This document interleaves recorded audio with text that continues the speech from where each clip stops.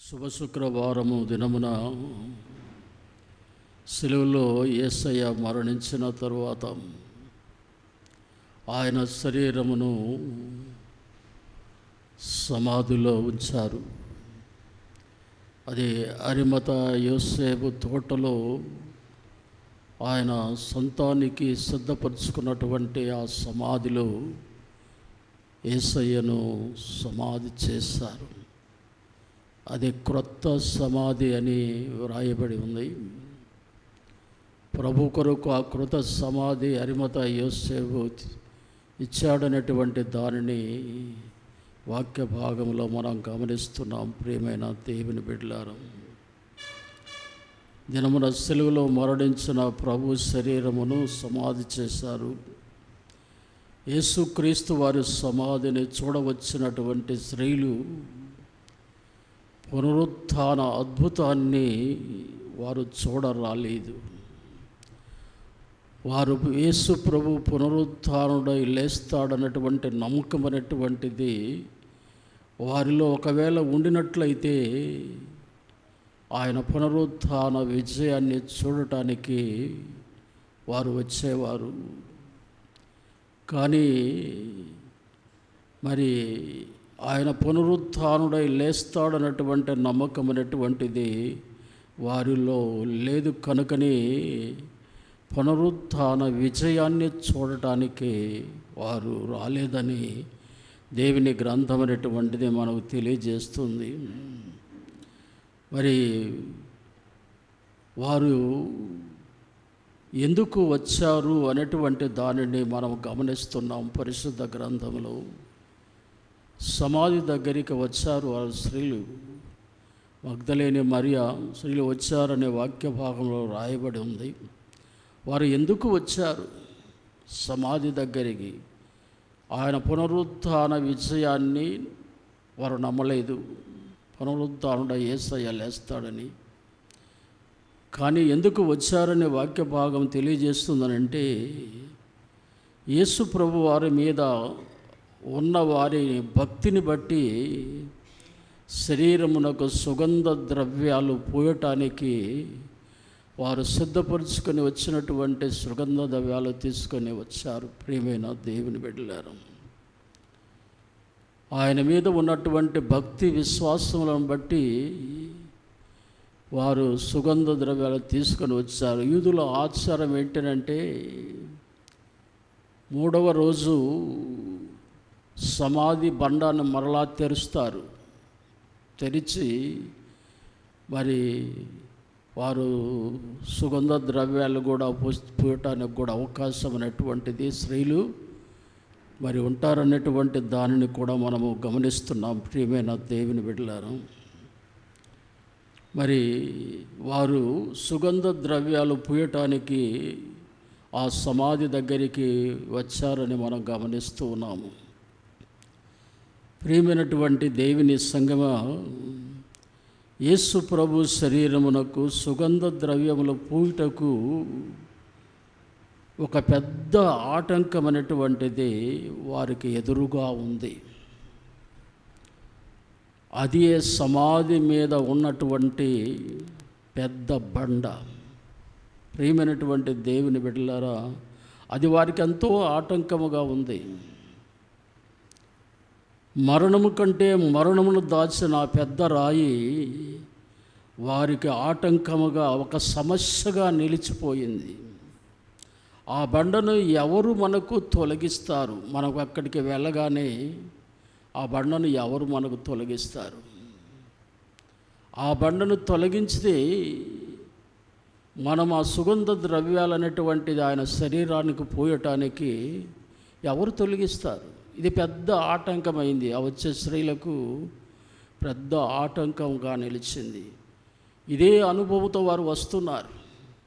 మనకు ఎవరు ఆ బండ అనేటువంటిది తొలగిస్తారని వారు వస్తున్నారు. మార్కు సువార్త 16:3 వచనములో మనము చదవబడినటువంటి వాక్య భాగాన్ని మనము గమనిస్తున్నాం. ప్రేమైనటువంటి దేవుని బిడ్డలారా, వారు సమాధి దగ్గరికి వచ్చే వరకు ఆటంకమైనటువంటిది అద్భుతంగా మారిపోయింది. చూడండి, వారు అనుకున్నటువంటి ఆటంకము ఏమైపోయిందనంటే అద్భుతముగా మారిపోయింది. అంటే సమాధి మీద వేసినటువంటి రాయి తొలగిపోయిందని వాక్య భాగంలో మనం చూస్తున్నాము. చూడండి, పరిశుద్ధ గ్రంథంలో మనం గమనించినట్లయితే దేవదూత రావటం అనేటువంటిది, ఆ బండ మీద కూర్చున్నగానే ఆ బండ తొలగిపోయినదని వాక్య భాగంలో గమనిస్తూ ఉన్నాం మనం. కాబట్టి వారు అక్కడికి వచ్చేందుకు ముందుగానే దేవదూత ఆ బండను తొలగించిందని వాక్య భాగంలో మనం గమనిస్తూ ఉన్నాము. ప్రియమైన దేవుని బిడ్డలారా, కనుక ఆటంకం అనేటువంటిది వారికి అద్భుతముగా మరి కనబడినదని మనము వాక్య భాగంలో గమనిస్తున్నాం. మరి ఆ రాయి అనేటువంటిది, ఆ పెద్ద రాయి అనేటువంటిది వారికి ఆటంకముగా ఉన్నది అనేటువంటి దాన్ని మనం గమనించినట్లయితే, ప్రియమైన దేవుని బిడ్డలారా, వారి యొక్క తలంపులు అనేటువంటివి ఆ పెద్ద బండ మీదనే ఉన్నాయి. ఎవరు మనకు దాన్ని తొలగిస్తారని. ఒక ప్రశ్న ఏంటనంటే, ప్రభు పునరుద్ధానమునకు ఆ పెద్ద రాయి ఆటంకము చేయగలుగుతుందా? ఈనాడు మనకు ప్రశ్న. సమాధి మీద వేయబడినటువంటి ఆ బండ ఆయన పునరుద్ధానమునకు ఆటంకముగా నిలుస్తుందా అన్నటువంటి దానిని మరి మనం గమనిస్తున్నాము. వారి ప్రశ్న, వారి యొక్క ఉద్దేశం అనేటువంటిది గమనిస్తున్నాము. ఆ బండ మరణమును మరుగుపరచదని, ఆ బండ మరణమును మరుగుపరచదే కానీ పునరుద్ధాన అద్భుతాన్ని ఆటంకము చేయలేదు అనేటువంటి దానిని మనము జ్ఞాపకం చేసుకోవాలి. ఒకవేళ మరణాన్ని మర్మంలాగా ఉంచుతుందేమో కానీ ఆ బండ, కానీ పునరుద్ధాన విజయానికి ఆ బండ ఆటంకముగా నిల్వ నేరదు అన్నటువంటి దానిని ఉదయకాల వేళ మనము జ్ఞాపకం చేసుకుంటున్నాం, ప్రియమైనటువంటి దేవుని బిడ్డలారా. కాబట్టి ఈ సమయంలో మనము యేసుక్రీస్తు పునరుద్ధానమును గురించి ధ్యానము చేస్తున్నాము. మొదటిది ఏంటనంటే యేసు పునరుద్ధాన విజయం. మొట్టమొదటిదిగా మనము గమనిస్తున్నాము, యేసు ప్రభు వారి యొక్క పునరుద్ధాన విజయం అనేటువంటిది మరి కలిగినటువంటి, ఏ రీతిగా ఆయన పునరుద్ధానుడై లేచాడు, శ్రేష్టమైనటువంటి ఆ పునరుద్ధాన విజయాన్ని గురించి మనము జ్ఞాపకం చేసుకుంటున్నాము. ప్రపంచం అంతటా కూడా ఈ ఉదయకాల వేళ ఆయన పునరుద్ధానుడై లేచాడని ప్రపంచమంతా దేవాలయాలలో ఆయన పునరుద్ధాన విజయాన్ని ధ్యానించకుండా, ఆరాధించకుండా ఎవరు కూడా ఉండలేరు, ప్రియమైన దేవుని బిడ్డలారా. కాబట్టి ఆయన పునరుద్ధానం ఎంత విజయవంతమైనటువంటిది అని మనం వాక్య భాగంలో మొదటిదిగా గమనిస్తున్నాము. సమాధిపై ఆ పెద్ద రాతిని ఉంచినటువంటి వారు యేసు ప్రభు పునరుద్ధానం గురించి భయపడుతూనే ఆ పెద్ద బండను ఆ సమాధి మీద ఉంచారు. అంటే వాళ్ళు భయపడుతూ, అంటే ఆయన పునరుద్ధానం లేస్తాడన్నటువంటి దానిని ముందుగా ఆయన మాట్లాడుతూనే వచ్చాడు సమాజ మందిరాల్లో, కానీ ఆయన శిష్యులతో ఆ సమాధి మీద ఆ బండ వేసేటప్పుడే వారు భయంతోనే వేశారు. ఈ బండ నిలవదు, ఆయన పునరుద్ధానంలో లేస్తాడన్నటువంటి భయంతోనే ఆ బండనేటువంటిది వేశారు ఆ పెద్దలు. సమాధి లోపల ఉన్నటువంటి శరీరాన్ని ఖైదీగా ఆ రాయి బంధించగలదన్నటువంటి విశ్వాసంతో, నమ్మకంతో వారు ఆ బండను వేశారు. ఆ బండ ఆయన మరణమును ఖైదీగా చేయగలుగుతుంది అన్నటువంటి నమ్మకంతోనే ఆ బండను అనేటువంటిది ఆ సమాధి మీద అడ్డుబండ అనేటువంటి దానిని వేశారని మనం గమనిస్తున్నాము. మరి అంతేకాదు, ఆ రాయి పైన రోమా చక్రవర్తి అయినటువంటి సామ్రాజ్యపు ఆయన ముద్ర కూడా ఆ బండ మీద వేయబడిందని మనం వాక్య భాగంలో గమనిస్తున్నాం. అంటే మతము వేసినటువంటి రాయి మీద రాజకీయ ముద్ర అనేటువంటిది వేయబడింది. ఈ రోమా సామ్రాజ్యం యొక్క ముద్ర అనేటువంటి ఆ చక్రవర్తి ముద్ర ఎవరు తీయడానికి అధికారం అనేటువంటిది లేదు. మతము వేసినటువంటి ఈ రాతి మీద ఎవరేశారో బండ సమాధి మీద మతం వేసిందే శాస్త్రులు, పరిసయ్యులు, సద్దుకైలైనటువంటి వారు ఆ సమాధి మీద బండని వేశారు. ఆ బండ మీద రాజకీయ ముద్ర అనేటువంటిది వేయబడింది. అంటే చక్రవర్తి ముద్ర వేయబడింది. ఆ ముద్రని ఎవడు తీయడానికి వీల్లేదు, సమాధిని తెరవడానికి వీల్లేదు. అంత మరి రాజకీయ ముద్ర అనేటువంటిది వేయబడినట్లుగా వాక్య భాగంలో మనం గమనిస్తున్నాము.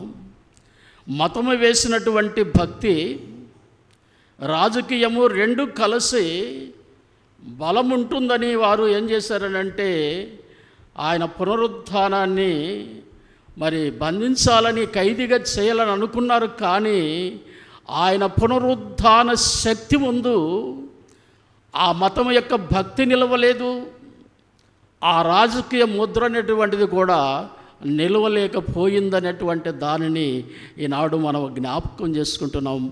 ఆయన పునరుత్థాన విజయములో ప్రియమైనటువంటి దేవుని బిడ్డలారా గమనించండి.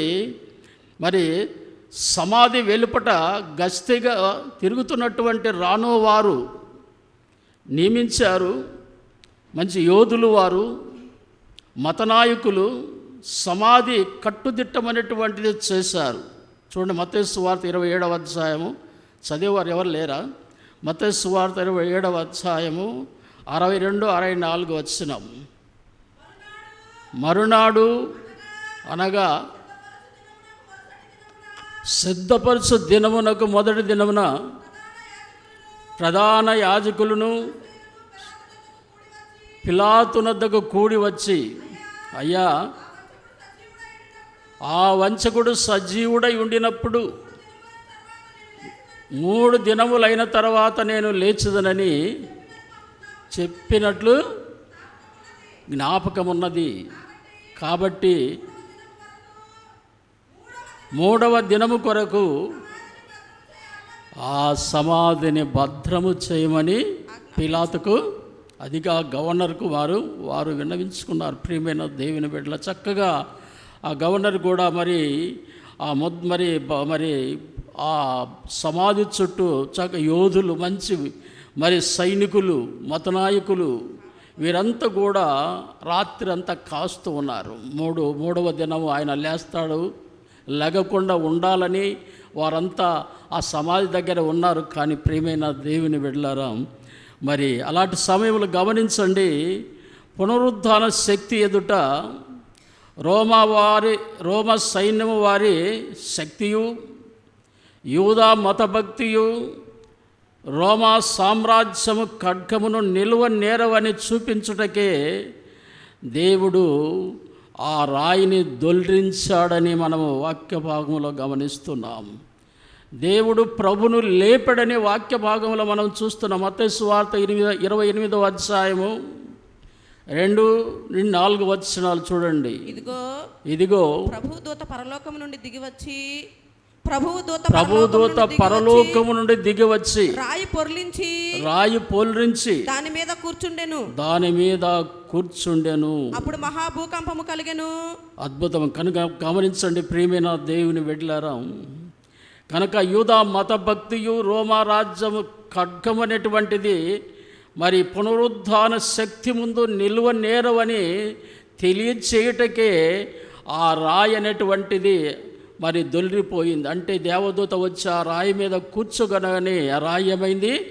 దొల్లిపోయింది. ప్రియమైన దేవుని బిడ్డలారా, మరి ఖాళీ సమాధి కనిపిస్తుంది అనేటువంటిది. అప్పటికే యేసు లేచాడు.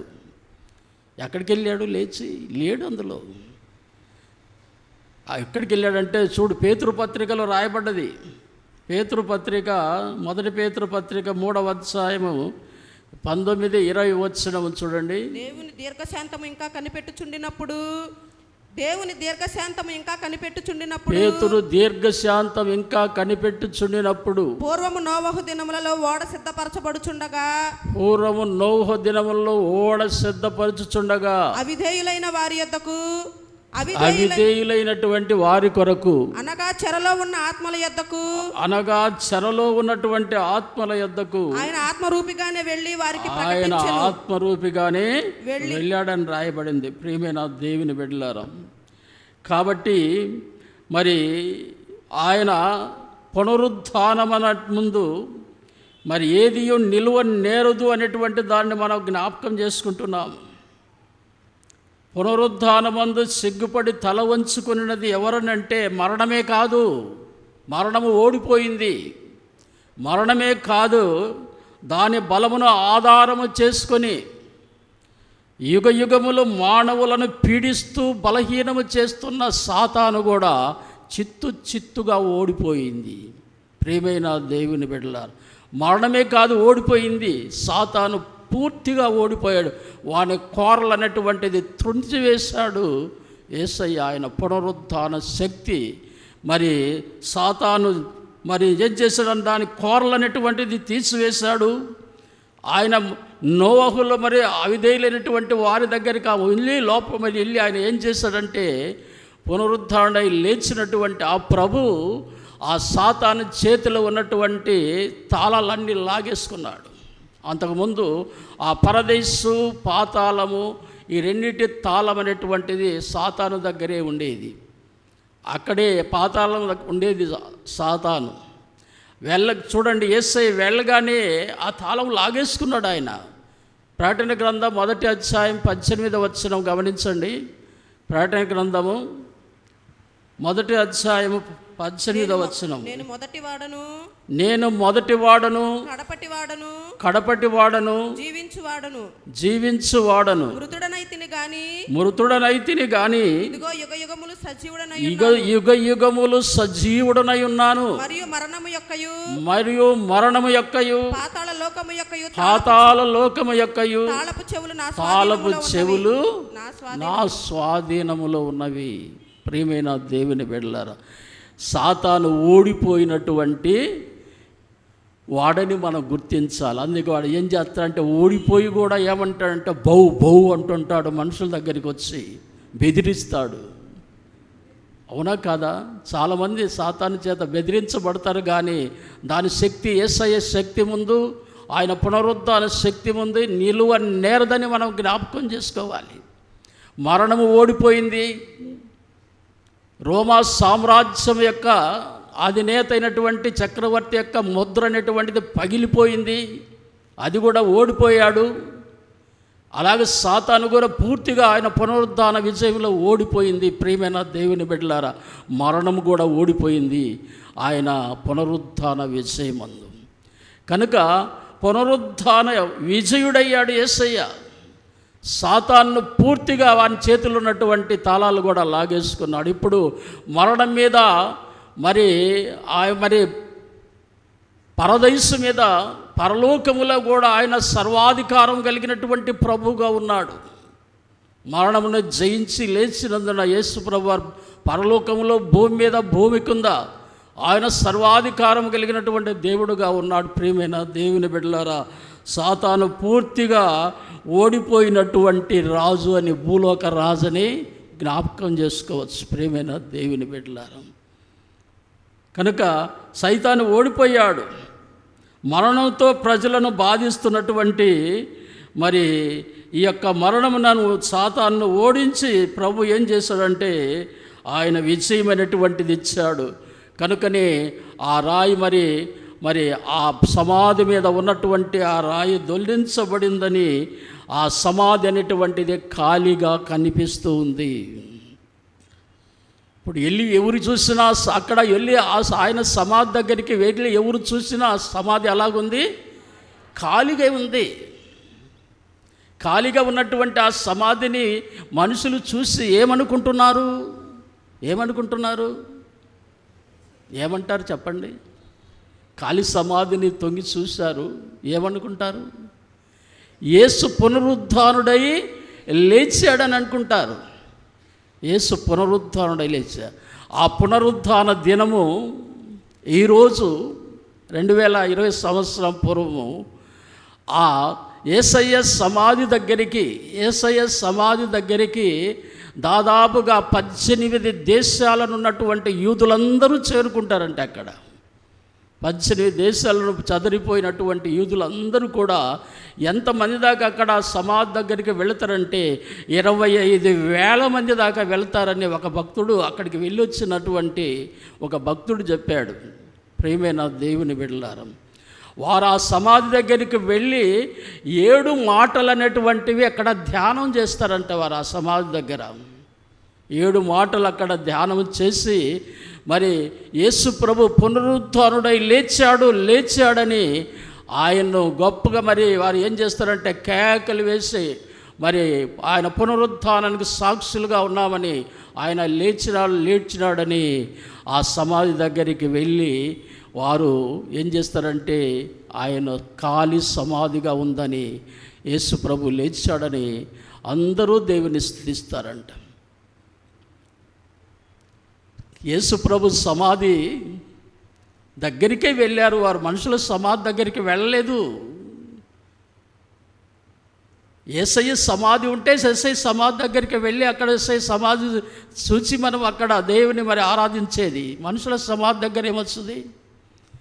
ఇంతకుముందు మేము కొత్తగా వచ్చినప్పుడు సమాధుల్లోకి వెళ్ళి ప్రార్థన పెట్టేవాళ్ళం. సమాధులకు వెళ్ళి ప్రార్థన పెట్టాం. అలాగా కొన్ని సంవత్సరాలు గడిచింది. ఒకరోజు పాస్టర్స్ కౌన్సిల్ మేము ఉంటాము చూడు, మరి మేము సహవాసంగా కూడుకుంటూ ఉంటాము. మీటింగులు కూడా మేమందరం కలిసి మాస్లమ్మని గారు పిలవటం చేయడం అన్నీ చేశాం. ఒకరోజు వాళ్ళ పెద్ద పాస్టర్ గారు అన్నారు. పెద్ద పాస్టర్ గారు అంటే ఎవరో తెలుసా? మరి మంగళగిరి పట్టణంలోని పెద్ద పాస్టర్ గారు. ఆయన అన్నారు, పాస్టర్ గారు మీరు సమాధుల్లోకి ప్రార్థన చేయడానికి ప్రార్థనలు వెళ్తున్నారు, ఒక్కరినన్నా లేపుకొని వచ్చారా అని అడిగాడు నన్ను. అంతమందిలో నన్ను అడిగారికి నాకు సిగ్గేసింది. మీరు ఒక్క మనిషినన్నా లేపుకొని వచ్చారా? ప్రియమైనటువంటి దేవుని బిడ్డలారా, నాకు చాలా బాధ వేసింది. అయిన తర్వాత కొంతమంది సహకారంతో మరి అక్కడికి వెళ్ళటం అనేటువంటిది దేవుని కృపను బట్టి, ప్రేమను బట్టి, దేవుని మందిరములోని ఆయన పునరుద్ధాన విజయాన్ని లోకానికి అందించడానికి ఏర్పాటైనటువంటి జరిగింది. అది దేవుని కృప, దేవుని ఏర్పాట్లు. ప్రియమైన దేవుని బిడ్డలు, కానీ యేసయ్య సమాధి దగ్గరికే యూదులు వెళ్ళేవారు. ఆ సమాధి దగ్గరని 7 మాటలు కూడా అక్కడే ధ్యానం చేసేవారు. ఆ తర్వాత మరి ఆయన పునరుద్ధానం జ్ఞాపకం చేసుకుంటూ తిరిగి వచ్చేవారని మనం జ్ఞాపకం చేసుకుంటున్నాం. ప్రియమైన దేవుని బిడ్డలారా, యేసు ప్రభువారు ఆయన పునరుద్ధానుడై లేచాడు, విజయుడై లేచాడు, మరణంని జయించి ఓడించి లేచాడు. ఈనాడు గమనించండి, ఆయన పునరుద్ధానాన్ని మరి దేవుని సేవకులు అనేటువంటి వారు దేవుని సేవకుడు ఆయన పునరుద్ధానుడై లేచాడని సాక్షి మరి చెబుతూ ఉంటే, ఆయన పునరుద్ధానుడు లేచాడని చెబుతూ ఉంటే, ఇలాంటి పెద్ద పెద్ద బండలు అనేటువంటిది వారి మీద వేస్తున్నారు. పెద్ద పెద్ద బండలు అనేటువంటి రాళ్ళు అనేటువంటి వారి మీద వేసి వారి పునరుద్ధానానికి ఆటంకం అనేటువంటిది కలిగిస్తున్నారు. శాస్త్ర పరిశీలనటువంటిది శిష్యులు ఆయన గురించి పునరుద్ధానాన్ని గురించి ప్రకటిస్తూ ఉండగా ఎన్ని బండలు వేశారో వారి మీద, వారిని ఖైదీగా తీసుకొని వెళ్ళి అప్పగించినటువంటి అనుభవాలు కూడా చూస్తున్నాం. నాటి నుండి నేటి వరకు కూడా ఈ పునరుద్ధానానికి వ్యతిరేకమైనటువంటి కార్యాలు సాతాను అనేటువంటిది, లోకములు అనేటువంటిది జరిగిస్తున్నారనేటువంటి దాన్ని జ్ఞాపకం చేసుకోవాలి. కానీ ప్రియమైన దేవుని బిడ్డలారా, నీవు రక్షించిన ప్రతి ఒక్కరు కూడా ఆయన పునరుద్ధానానికి మరి సాక్ష్యం ఇచ్చేటువంటి దేవుని పిల్లలుగా మనం ఉండాలనేటువంటిది ప్రియమైన దేవుని బిడ్డలు. కాబట్టి యేసుక్రీస్తు పునరుద్ధానుడై లేచాడు. ఆయన పునరుద్ధానుడై విజయుడుగా లేచాడు. ప్రపంచమంతా కూడా పునరుద్ధాన డంక్ అనేటువంటిది మ్రోగుతూ ఉంది. ప్రపంచమంతా ఈ యొక్క సువార్త అనేటువంటిది ప్రకటించబడుతుంది. ప్రియమైన దేవుని బిడ్డలారా, కాబట్టి ఈ తెల్లవారుజామున ఆయన పునరుత్థాన విషయాన్ని జ్ఞాపకం చేసుకున్నటకు ఈనాడు నీకు నాకు దేవుడు శ్రేష్టమైనటువంటి సమయాన్ని ప్రభు ఇచ్చాడు. మరి మరణం అనేటువంటిది ఆయనను బంధించలేకపోయిందనేటువంటి దాన్ని కూడా జ్ఞాపకం చేసుకోవాలి. ప్రియమైన దేవుని బిడ్డలారా, మరణమును ఓడించాడు ఆయన. మరి పునరుత్థానుడై లేచాడు కనుక ఇప్పుడు సమాధి అనేటువంటిది ఖాళీగా ఉంది, ఖాళీ సమాధిగా ఉందని మనం జ్ఞాపకం చేసుకోవాలి. ప్రియమైన దేవుని బిడ్డలారా, ఆయన లేపబట్టకు సమాధి ఖాళీ చేయలేదు. ఆయన పునరుత్థానంలో లేపబడ్డానికి ఖాళీ చేయలేదు. కానీ మనం ఆ సమాధిలోనికి వెళ్ళి యేసు లేచాడని ఆయన పునరుత్థానానికి సాక్షులుగా ఉండటానికే ఆ సమాధి అయినటువంటిది ఖాళీ అయింది. ప్రియమైనటువంటి దేవుడు ఆయనను లేపెను అని వాక్య భాగంలో కూడా అపొస్తల కార్య గ్రంథంలో కూడా వ్రాయబడి ఉంది. ప్రియమైనటువంటి దేవుని బిడ్డలారా, కాబట్టి యేసుక్రీస్తు వారు ఆయన పునరుత్థానుడై లేచాడు. ఆయన లేచిన తర్వాత ఎంతమందికి కనిపించాడు ఆయన పునరుత్థాన విషయంలో మొట్టమొదట మరి మగ్దలేని స్త్రీ కనిపించిందని రాయబడ్డ తర్వాత ప్రియమైన దేవుని బిడ్డలారా చాలామందికి కనిపించాడు ఆయన. 40 దినాలు కనిపిస్తూనే వచ్చాడు ఆయన. మరి ప్రజలందరికీ కూడా ఆయన భక్తులందరికీ కూడా ఆయన కనిపిస్తూనే వచ్చాడని మనము వాక్య భాగంలో గమనిస్తున్నాం. ప్రియమైనటువంటి దేవుని బిడ్డలారా, కాబట్టి యేసు పునరుత్థానుడై లేచాడు, ఆయన విజయుడుగా లేచాడని మనం గమనిస్తున్నాం. కనుక యేసు పునరుత్థానము విజయము అనేటువంటి దానిని మనము జ్ఞాపకం చేసుకుంటున్నాం. రెండవది మనం జ్ఞాపకం చేసుకుందాము. రెండవది ఏంటనంటే ఆయన పునరుత్థాన సాక్ష్యం. ఆయన పునరుత్థానుడై లేచాడనటువంటి సాక్ష్యం అనేటువంటిది రెండవ అనుభవంగా మీకు జ్ఞాపకం చేస్తున్నాను. ప్రియమైనటువంటి దేవుని బిడ్డలారా, గమనించండి. సమాధి మీద ఉన్నటువంటి రాయి దొల్లింపబట్ట వలన మర్మము సాక్ష్యమైంది. యేసు ప్రభు ఆ రాయి అనేటువంటి దొలించబడ్డ వందన యేసు ప్రభు పునరుత్థానుడై లేచాడు కనుక ఆ రాయి అనేటువంటిది ఏం చేస్తారంటే ఇప్పుడు సాక్ష్యమైందనేటువంటి దాన్ని మనం జ్ఞాపకం చేసుకుంటున్నాము.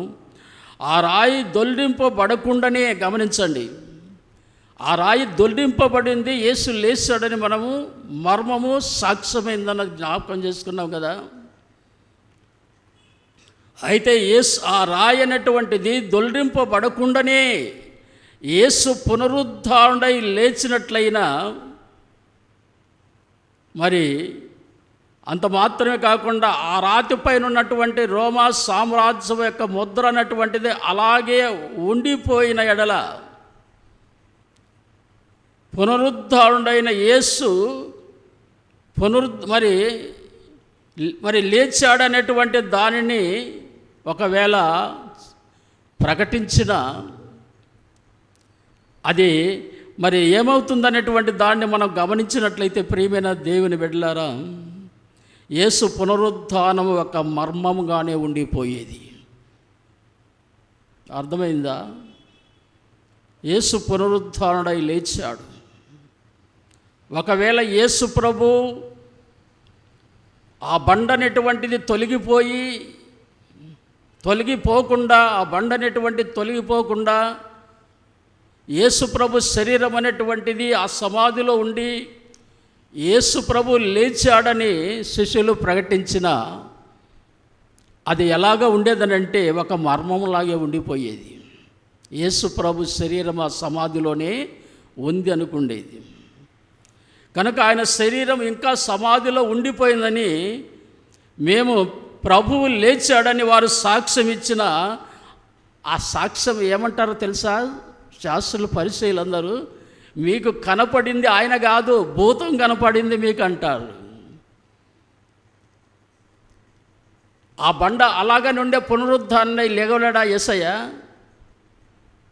లేస్తాడు. కానీ ప్రియమైన దేవుని బిడ్డలను గమనించండి, ఆ బండ అలాగ నిలిచినట్లయితే యేసు పునరుద్ధానుడై లేచినాడని శిష్యులు సాక్ష్యం ఇచ్చినట్లయితే వాళ్ళు ఏమంటారంటే మీరు చూసింది ఆయనను కాదు, భూతమే చూశారంటాడు.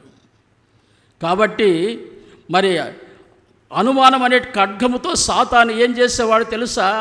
ఆయన పునరుద్ధానుడై లేచాడన్నటువంటిది, ఆయన సువార్త అనేటువంటిది ముక్కలు ముక్కలుగా చేసేది అపవాది.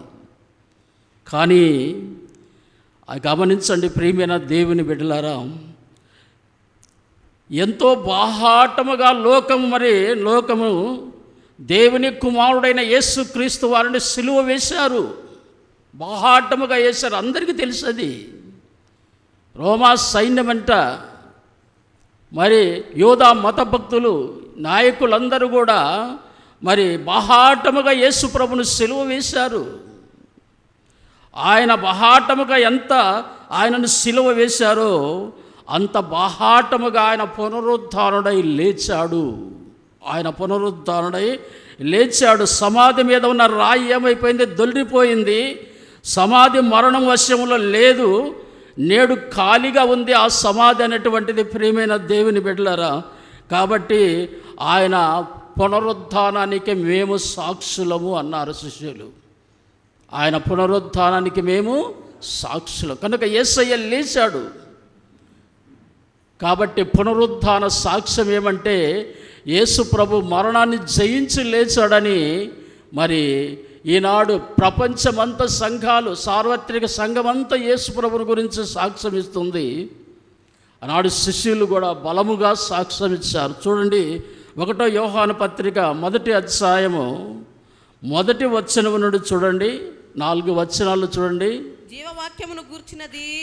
జీవవాక్యమును గూర్చినది ఆది నుండి ఏది ఉండెనో, ఆది యందు ఏమి ఉండెనో, మేము ఏది వింటిమో, కన్నులారా ఏది చూసితిమో, ఏది నిదానించి కనుగొంటిమో, మా చేతులు దేన్ని తాకి చూచెనో అది మీకు తెలియజేయుచున్నాము. ఆ జీవము ప్రత్యక్షమాయను తండ్రి వద్ద నుండి మాకు ప్రత్యక్షమైన ఆ నిత్య జీవమును గురించి జీవమును గురించి సాక్ష్యం ఇచ్చుచు దానిని మీకు తెలియజేయుచున్నాము. ఆయన పునరుద్ధాన సాక్ష్యం. ఏది మా చేతులు తాకి చూసినవో, ఏమి కన్నులారా ఏమి చూసామో ఆయన పునరుద్ధానాన్ని, దానికి మేము సాక్షులం. ఖాళీ సమాధి పోయి చూశారు శిష్యులు, ఖాళీ సమాధి. ఆయన లేచిన తర్వాత వారికి అందరికీ కనిపించారు, ఆయన్ను తాకి చూశారు, ఆయనను కన్నులారా చూశారు, పునరుద్ధానుడై యేసు. కానీ మేము ఆయన గురించి మీకు సాక్ష్యం ఇస్తున్నామన్నా. ఆనాడు ప్రపంచమంతా కూడాను ఆయన శిష్యులు సాక్ష్యం ఇచ్చారు, యేసు పునరుద్ధానుడై లేచాడు. ఇంకా ఆ సమాధిలో ఇంకా ఆయన శరీరం అనేటువంటిది బందీగా లేడు. దేవుడు ఆయనను లేపాడు, బండ తొలగిపోయింది, యేసయ్య లేచాడు, పునరుద్ధానుడై లేచాడని ఈనాడు ప్రపంచమంతా సాక్ష్యం ఇస్తుండగా, ఆయన శిష్యులు ప్రపంచమంతా సాక్ష్యం ఇస్తుండగా, నేడు మనము ప్రతి ఆదివారం కూడా సాక్ష్యం ఇస్తున్నాము. ఈరోజు కూడా ఆయన పునరుద్ధాన దినం కూడా మనం సాక్ష్యం ఇస్తున్నాం. ప్రియమైన దేవుని బిడ్డలారా, యేసయ్య ఇంకా సమాధి మరణమును గెలిచి లేచినటువంటి ప్రభువుగా ఉన్నాడనేటువంటి దాన్ని సాక్ష్యం ఇస్తున్నాం. అపోస్తల కార్యం 4 చూడండి 33. అపోస్తల కార్యం 4:30. ఇదియుగాక అపోస్తలులు బహుబలముగా ప్రభు అయిన యేసు పునరుద్ధానమును గూర్చి సాక్ష్యమిచ్చిరి. దైవకృప చాలమ్మా. ఆయన శిష్యులు ఏం చేస్తారు? ఆయన పునరుద్ధానాన్ని గురించి సాక్ష్యం ఇస్తున్నారు. ఆయన పునరుద్ధానాన్ని గురించి సాక్ష్యం ఇస్తూ ఉంటే శాస్త్రులు పరిచయులు ఏం చేశారు తెలుసా? వారిని తీసుకుని వెళ్ళి చెరసాల్లో ఎంచారు. ఆయన పునరుద్ధానాన్ని చెప్పడానికి మరి ఇష్టం లేదు వారికి. ఆయన పునరుద్ధానం లేచిన తర్వాత కూడా కొంతమందికి లంచం అనేటువంటి ఇచ్చి ఆయన వచ్చి, ఆయన శిష్యులు వచ్చి ఆయన శవాన్ని ఎత్తుకొని పోయారనేటువంటి దాన్ని ప్రకటన చేయండి అని అబద్ధ సాక్ష్యం పలికించారు శాస్త్రులు పరిచయులు కూడాను. ప్రియమైన దేవుని, ఆయన పునరుద్ధానం ఎదుట అబద్ధ సాక్ష్యము కానీ అడ్డుబండలు కానీ మరణం అనేటువంటిది నిలువ నేరదు అనేటువంటి దాన్ని చూపించుటకే యేసయ్య పునరుద్ధానుడై లేచాడు. ప్రియమైన దేవుని బిడ్డ, నేటి సమాధి ఖాళీగా ఉంది. నేటికి సమాధి ఖాళీగా ఉంది. వెళుతున్నారు, చూస్తున్నారు, ఖాళీ సమాధి మరలా ఆయన ఆరాధిస్తూ వస్తున్నారు ప్రియమైనటువంటి దేవుని బిడ్డలారు. కాబట్టి ఆయన పునరుద్ధానానికి మనము సాక్షులం. మొదటిది పునరుద్ధాన విజయాన్ని చూసాము, రెండవది పునరుద్ధాన సాక్ష్యం అనేటువంటిది విన్నాము, మూడవది మీకు జ్ఞాపకం చేసి ముగిస్తాను. మూడవది ఏంటనంటే పునరుద్ధాన విశ్వాసము. మూడవది పునరుద్ధాన విశ్వాసం అనేటువంటి దానిని మీకు జ్ఞాపకం చేస్తుంది. ఏంటనంటే ప్రభువునందు ప్రియమైనటువంటి దేవుని సంగమా, దొల్లింపబడిన రాయి ఏమి చూపిస్తుందనంటే అది ఖాళీ సమాధి చూపిస్తుంది. ఖాళీ సమాధి మన విశ్వాసమునకు పునాది అయింది. ఆ ఖాళీ సమాధి మనము నమ్ముతున్నాము, మన విశ్వాసమునకు పునాది అయిందని మనం వాక్య భాగంలో మనం గమనిస్తున్నాము. ఒకవేళ గమనించండి, ఆ రాయి దొల్లింపబడకపోతే సమాధి క్రైస్తవ మతానికి ఒక పుణ్యక్షేత్రం అయ్యేది. ఇంకా యేసయ్య సమాధిలో ఉన్నాడు అనుకోండి, యేసయ్య లేచాడు. ఒకవేళ విశ్వాసం ఏంటంటే లోకం యొక్క విశ్వాసం, దేనికి ఎరగనటువంటి విశ్వాసము, యేసయ్య ఇంకా ఆ సమాధిలో ఉన్నాడని అనుకుంటే ఆ సమాధి ఎలాగా ఉండేది తెలుసా? ఒక పుణ్యక్షేత్రం లాగా ఉండేది. ఆ రాయి వెనుక యేసు ప్రభు శరీరం ఉన్నదనుకొని ఒక గొప్ప తాజ్మహల్ కట్టేవారు శిష్యులు, ఆయన శిష్యులే కట్టేవారు. ప్రియమైన దేవుని బిడ్డలారా, కట్టేవారు. అన్ని మతాలకు ఉండినట్లుగా మనకును కూడా ఒక సమాధియే కలిగినటువంటి వారముగా ఉంటూ ఆయన అన్ని మతాలు ఎలాగ ఆరాధిస్తున్నారో అలాగ ఆరాధిస్తూ ఉంటాము, అలాగే అనుభవం కలిగి ఉండేవారము. కానీ మరి ఎన్నిసార్లు ఆ స్త్రీలు వచ్చి ఆ బండ తీసి మరి సుగంధ ద్రవ్యాలు పోయడానికి వచ్చినా అది ఎలాగ ఉండేదంటే ప్రియమైన దేవుని బిడ్డలారా, అది వారికి విశ్వాసము లేనటువంటి అనుభవం లాగానే ఉండిపోయింది. కానీ ఆ రాయి దొల్లింపబడింది. ప్రియమైనటువంటి దేవుని బిడ్డలారా, సమాధి అనేటువంటిది తెరవబడింది. సమాధి ఇప్పుడు ఎలాగుంది తెలుసా? రిక్త హస్తాలతో ఉంది.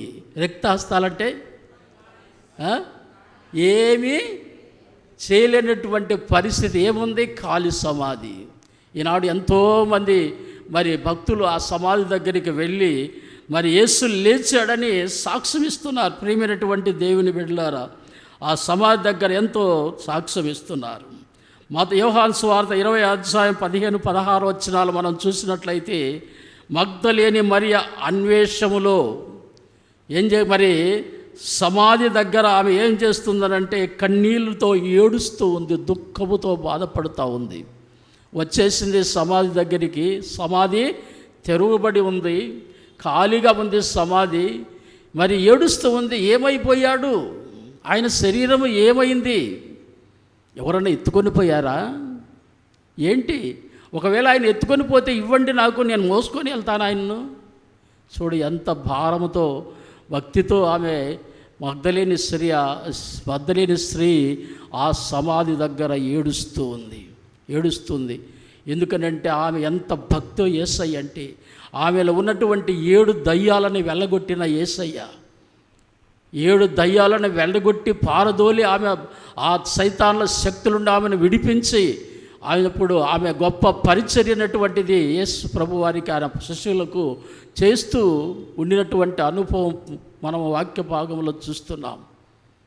కనుక ఆయనంటే భక్తి, విశ్వాసం అనేటువంటిది మగ్దలేని మరియకు ఎవరు లేకపోయినా తెల్లవారుజామున ఆ సమాధి దగ్గరికి వెళ్ళిందనంటే, ఇప్పుడు మీరు ఎవరన్నా వెళ్తారు సమాధి దగ్గరికి? ఎవరన్నా వెళ్ళేవారు ఉంటారా? ఒక్కరికి వెళ్తారా ఎవరన్నా? ఏం భయమో కదండి. ఆమెకు సమాధి దగ్గరికి వెళ్ళడానికి ఆమె బలో ఉన్నటువంటి భక్తి అనేటువంటిది ఆ భయమును దూరం చేసింది. చూడండి, ఎప్పుడైనా గమనించండి, మనలో ఉన్నటువంటి భక్తి విశ్వాసం అనేటువంటిది భయమును దూరం చేసేస్తుంది.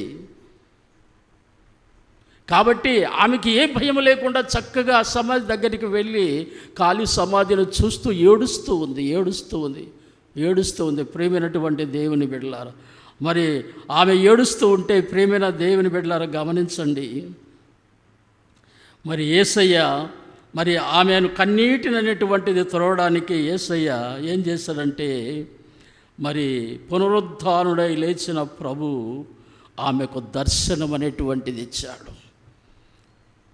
ఆమె తోటమాలి అనుకుంటుంది, అక్కడ కనబడ్డ ఒక వ్యక్తిని చూసి ఏమంటుంది, తోటమాలి అనుకున్నాడు. కానీ ఆయన యేసయ్య మరి తెలియదు ఆమెకు. ఆమె ఏం చేస్తుందంటే మరి ఏడుస్తూ ఉంది, కన్నీళ్ళు విడుస్తుంది. యేసు ప్రభు ఏమన్నా మరియా అని పిలువుగాని రబ్బూని అన్నది. ఆమె ఏమన్నది, రబ్బూని అంటే బోధకుడా అన్నది. ప్రేమైన దేవుని బిడ్డల పాదాల మీద పడనబోయింది, కానీ యేసయ్య వద్దు అన్నాడు. ప్రియమైన దేవుని బిడ్డలారా, కనుక మొట్టమొదట యేసయ్య పునరుద్ధారుడై కనిపించింది మగ్దలేని మరియ. ఎంత ఆసక్తితో మరి సమాధి దగ్గరికి వెళ్ళిందో అంత ఆసక్తి ఆమె భక్తి విషయంలో. యేసయ్య ఏం చేశాడంటే ఆమెకు దర్శనం అనేటువంటిది ఇచ్చాడు. ఆయన దర్శనం ఇచ్చినప్పుడు ఆమె ఇప్పుడప్పుడు దుఃఖం అంతా ఏమైపోయిందో తెలుసా, పటాపంచలైపోయింది. దుఃఖం, వ్యాధి అనేటువంటి పటాపంచలైపోయింది. శోభ అనేటువంటిది మరి ఏమైందంటే మరి కన్నీరుని తుడిచివేసిందనేటువంటి దాన్ని మనం జ్ఞాపకం చేస్తున్నాం. ప్రియమైనటువంటి దేవుని బిడ్డలారా, కనుక యేసయ్య మొట్టమొదట మగ్దలేని మరియకు కనిపించాడు. ఆ తర్వాత శిష్యులకు కనిపించారు. ఆ తర్వాత 11 మంది శిష్యులకు కనిపించారు. తర్వాత తోమ కూడా ఉన్నప్పుడు అందరికీ కనిపించాడు. తర్వాత ఆయన 500 మందికి కనిపించాడు. కవరికి రేపు ఈరోజు మధ్యాహ్నం మీకు ఒక శ్రేష్టమైన ఒక పునరుద్ధారణ గురించి జ్ఞాపకం చేయబోతాను. ఆ కనబడినటువంటి వారిని గురించి మీకు జ్ఞాపకం చేస్తాను మధ్యాహ్నం. ప్రియమైనటువంటి దేవుని బిడ్డలారా, వారు ఎవరో తెలుసా? యేసు ప్రభువును నమ్మనటువంటి వాళ్ళ సోదరులే. వారిని గురించి మధ్యాహ్నం మీకు జ్ఞాపకం చేస్తాను, పునరుద్ధాన విషయాన్ని గురించి. కాబట్టి ఇప్పుడు మనము పునరుద్ధాన విజయాన్ని మనము జ్ఞాపకం చేసుకున్నాము. మనము పునరుద్ధానటువంటి సాక్ష్యాన్ని కూడా మనం జ్ఞాపకం చేసుకున్నాము. మనము పునరుద్ధాన విశ్వాసాన్ని కూడా మనము జ్ఞాపకం చేసుకుంటున్నాం. కనుక ప్రియమైనటువంటి దేవుని బిడ్డలారా, పునరుద్ధాన విజయుడు అనేటువంటి యేసును ఇప్పుడు మనము ప్రతిరోజు ప్రతి ఆదివారము కూడా మనం ధ్యానం చేస్తూనే మనము ఏం చేస్తున్నామనంటే ప్రభు రాకడ కొరకు ఎదురు చూస్తూ ఉన్నాము. ఏం చేస్తున్నాము? ఆయన పునరుద్ధానానికి సాక్షులుగా ఉన్నాము. ఆయన పునరుద్ధానానికి విజయులుగా ఉంటున్నాము. ఆయన పునరుద్ధాన విశ్వాసాన్ని లోకంలో మరి కలిగినటువంటి వారముగా ఉంటున్నాము. కనుక ఆయన రాకడ కొరకు మనం ఎదురు చూస్తున్నాం. ఆయన ఇప్పుడు ఎక్కడున్నాడు? తండ్రి కుడి పార్శ్వములో ఆశీర్లుగా ఉన్నారు. ఆయన పునరుద్ధారణ లేచి ఆయన మరలా తిరిగి ఆయన సంఘాన్ని స్వీకరించడానికి వస్తున్నాడు. ఆయన భక్తులను, ఆయన పిల్లలను, ఆయన విశ్వాసులందరినీ తీసుకోవడానికి వస్తున్నాం. కనుక మనం పునరుద్ధాన విజయంతో, పునరుద్ధాన సాక్ష్యంతో, పునరుద్ధాన విశ్వాసంతో ప్రభును కలుసుకోవడానికి మనము సిద్ధపడదాము. దేవుడు మిమ్మల్ని సమృద్ధిగా ఆయన పరలోకానికి చేర్చడానికి ఆయన వస్తున్నాడు. కనుక ఆయన రాకడ కొరకు ఎదురు చూసేటువంటి ఆయన పిల్లలుగా ఉందాం. ప్రియమైనటువంటి దేవుని బిడ్డలారా, ప్రార్థన చేసుకుందాము. తలలు వంచండి. అందరూ కళ్ళు మూసుకొని తల జ్ఞాపకం చేసుకుని ఆయన పునరుద్ధాన విషయము, ఆయన పునరుద్ధాన సాక్ష్యం, ఆయన పునరుద్ధాన విశ్వాసము. మన విశ్వాసం ఈనాడు మన విశ్వాసానికి మరి పునాది యేసుక్రీస్తు వారు విజయమని మనం జ్ఞాపకం చేసుకుంటున్నాం. ప్రేమ కలిగిన మా తండ్రి, పరిశుద్ధుడైన మా దేవా, వందనాలు స్తోత్రాలు చెల్లిస్తున్నాను. దేవా, మా ప్రభు 2020 సంవత్సరం మీరు పునరుద్ధారుడై లేచినటువంటి మరి తెల్లవారు జామున మా తండ్రి మేము ధ్యానం చేయడానికి మీరు మాకు అనుగ్రహించినటువంటి శ్రేష్టమైనటువంటి సమయాన్ని బట్టి వందనాలు. నీ పిల్లలందరూ దేవుని పునరుద్ధాన విషయాన్ని, పునరుద్ధాన సాక్షులుగాను, పునరుద్ధాన విశ్వాసము కలిగినటువంటి నీ పిల్లలుగా ఉండటానికి దేవా మీ సన్నిధిలో ఉన్నారు. కృపతో జ్ఞాపకం చేసుకుంటూ దేవా మీరు రాకడ కొరకు ఎదురు చూడగలిగినటువంటి నీ పిల్లలుగా ఉండటానికి దీవించండి ప్రభు. ఒక్కొక్కరిని మీ కృపలో జ్ఞాపకం చేసుకోండి. కూడి వచ్చిన నీ బిడ్డలందరినీ జ్ఞాపకం చేసుకునండి దేవా. ఎక్కడున్నప్పటికీ రక్షించబడినటువంటి విశ్వాసులుగా, దేవుని పిల్లలుగా, పునరుద్ధారణైన యేసును లోకానికి చూపించటంలో భయపడవలసినటువంటి అవసరం లేదు. నమ్మకంగా, గట్టిగా, విశ్వాసంతో ఆయన లోకానికి సాక్ష్యం ఇవ్వగలిగినటువంటి పిల్లలుగా, మరి విజయుడైనటువంటి యేసును లోకానికి చూపించేవారుగా ఉండటానికి దీవించండి, బలపరచండి. సిగ్గుపడవలసిన అవసరం లేదు లోకములో, భయపడవలసిన అవసరం లేదు లోకములో. మరణం అంటే మరణమును ఓడించినటువంటి యేసయ్యను లోకాన్ని చూపించడానికి ధైర్యముగా ముందుకు సాగేటువంటి నీ పిల్లలుగా ఉంటాను దీవించండి ప్రభు. కృపతో జ్ఞాపకం చేసుకోండి. నీ పిల్లలందరినీ విశ్వాస నా దేవ మాలో బలపరచమని ప్రార్థిస్తున్నాం. పునరుద్ధాన విశ్వాసంలో బలపరచండి. విశ్వాసం అనేటువంటిది వారికి మాకు దేవ ఈనాడు ఒక పునాదిగా ఉన్నదని, యేసయ్య పునాదిగా ఉన్నాడని మేము జ్ఞాపకం చేసుకుంటున్నాం. కృపతో జ్ఞాపకం చేసుకుంటున్నారు. మీ ప్రేమను బట్టి వందనాలు ప్రభు. దీవించండి మా దేవ. కుడి వచ్చిన నీ బిడ్డలందరినీ కూడా మీ ప్రేమతో జ్ఞాపకం చేసుకోండి. ఇదిగో దేవ, రక్షించబడిన నీ బిడ్డలు బాప్తీసం పొందడానికి కూడా 8 గంటల సమయం అనేటువంటిది ఉంటుండగా మీరే ఆ కార్యక్రమం కూడా జయప్రదం చేయండి దేవా. దీవించి మీరు నడిపించమని ఘనత మహిమ ప్రభావాలు మీకు అర్పిస్తూ క్రీస్తు పేరిట ప్రార్థించి అడిగి వేడుకొనిచున్నాను మా పరలోకపు తండ్రి. ఆమేన్.